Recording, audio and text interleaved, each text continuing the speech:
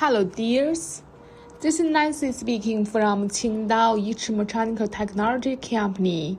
Now you can see the video. It is a model YICH DPSM 2500E. This is the CNC automatic paint spraying machine.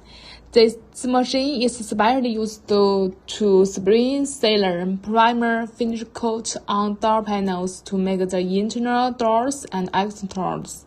With the help of holding shaft, also can painting for furniture panel, kitchen cabinet doors, door and window frames, etc.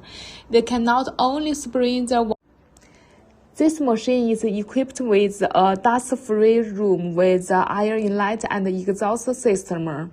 If you use the PU paint, we also can equip with the water curtain for you.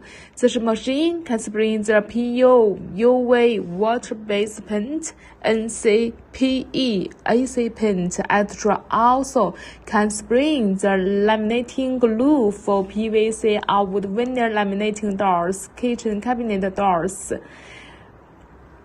If you have any interest and requirements about this kind of machine, welcome to inquire with us. Also, we have different kinds of painting machines.